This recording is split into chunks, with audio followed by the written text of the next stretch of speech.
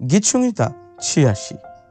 হে সদাপ্রভু, কর্ণপাত করো, আমাকে উত্তর দাও, কেননা আমি দুঃখী ও দরিদ্র। আমার প্রাণ রক্ষা করো, কেননা আমি সাধু। হে আমার ঈশ্বর, তোমাতে বিশ্বাসকারী তোমার দাসকে তুমি ত্রাণ করো। হে প্রভু, আমার প্রতি কৃপা করো, কেননা আমি সমস্ত দিন তোমাকে ডাকি। নিজ দাসের প্রাণ আনন্দিত করো, কেননা হে প্রভু, আমি তোমার উদ্দেশ্যে আমার প্রাণ উত্তোলন করি। কারণ হে প্রভু, তুমি মঙ্গলময় ও ক্ষমাবান, এবং যাহারা তোমাকে ডাকে তুমি সেই সকলের পক্ষে দয়াতে মহান। হে সদাপ্রভু, আমার প্রার্থনায় কর্ণপাত করো, আমার বিনতির রবে অবধান করো।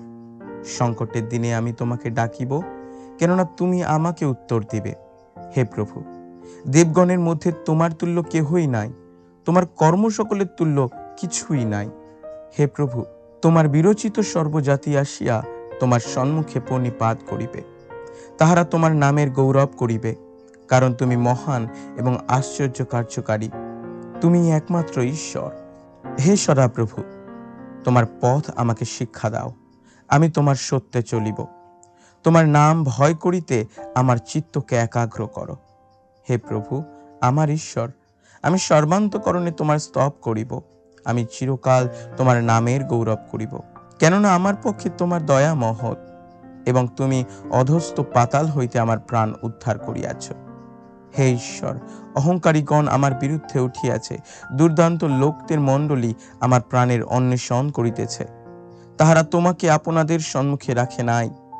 কিন্তু হে প্রভু, তুমি স্নেহশীল ও কৃপাময় ঈশ্বর, ক্রোধে ধীর ও দয়াতে মহান ও সত্যে মহান।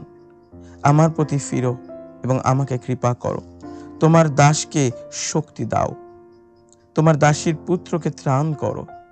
আমার জন্য মঙ্গলের কোনো চিহ্ন কার্য সাধন করো, যেন তোমার বিদ্বেষীগণ তাহা দেখিয়া লজ্জা পায়।